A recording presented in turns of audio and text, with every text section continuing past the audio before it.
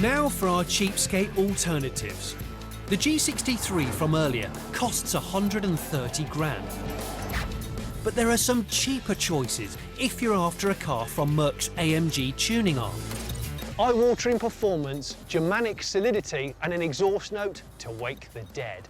These can be had from just 3.5 grand. First, a bargain basement Uber saloon, the E55 AMG. The W210 E55 AMG was produced between 1998 and 2002, and it kicked out 354 horsepower. It'll still get to 60 in under 6 seconds. This is such a good springboard into the world of AMG ownership. It's always thought of the black sheep of the AMG family, really, because it didn't have the build quality. However, there's no denying it's still got a near bulletproof engine under the bonnet. It's still rear-wheel drive. It's still mighty comfortable. And when you want it to, it'll go. And that is still a proper piece of German muscle. When you take one of these out for a test drive, try and find a few potholes and listen for some clonking coming from the suspension, because these cars were notorious for wearing out their drop links. Budget about 150 quid to have them done. Try and get the car up onto a ramp. These W210 models, AMG or not, love to rust. Pretty much everywhere. For starters, at the front, the subframe likes to rust. The top mount of the front springs, they go there. Behind this body kit on the sills, the bottoms of the doors, and these arches, front and rear. The value of these cars really is in the bodywork, so look so carefully. Listen out for any clonking sounds when you roll off the gas on the car, or even when it's just sitting idling. That's a telltale sign that the engine mounts have gone, and these cars are notorious for killing their engine mounts. The engine mounts are really difficult to see. The passenger one is in there. They look like this. The rubber there starts to disintegrate, and the fluid can then come out. You've got to replace them as a pair, ideally. To have them both done, including parts and labour, is going to cost you about 300 quid. The E55 Saloon is a proper bargain, but spend 3 grand more and you could get yourself a svelte AMG coupe. This is Mercedes W209 CLK55 AMG. Now, they made this between 2002 and 2006. It's got 367 horsepower under the bonnet. It's a normally aspirated 5.4 version, similar engine to what's in the E55. This thing will get to 60 in less than 5 seconds. The direct competitor for the CLK55 when new was BMW's M3, and a lot of the reviews pointed towards the M3 being a sharper tool on the track.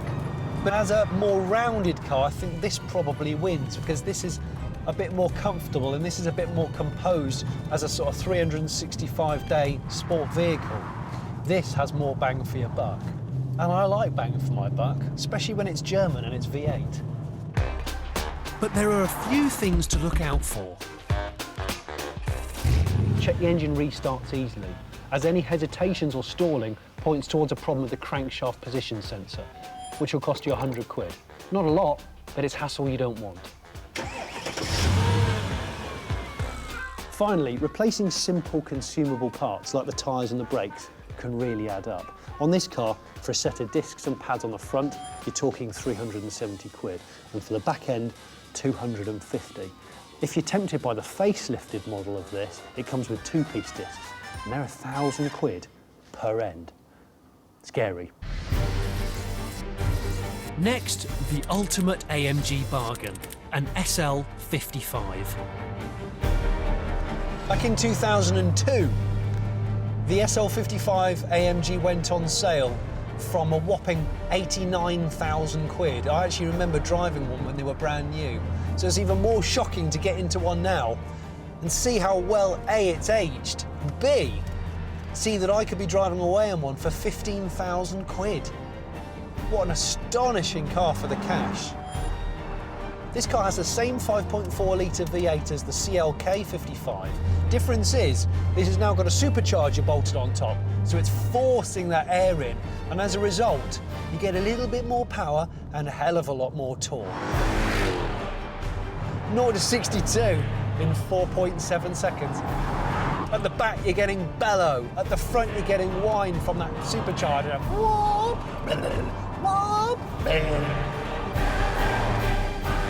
I would love to own something like this. I really would. The SL55 has active suspension, which uses a hydraulic fluid system to maintain a level ride. Check for dashboard warning lights and that the ride height is even. These struts here are known to sometimes leak and fail. You want to look underneath for any signs of hydraulic fluid accumulating, because if one of these does need to be replaced, it's going to cost £1,000. Check the roof mechanism is smooth and quiet, as it can get knocked out of alignment. And while it's up, pop the boot open. Check the boot area for damp.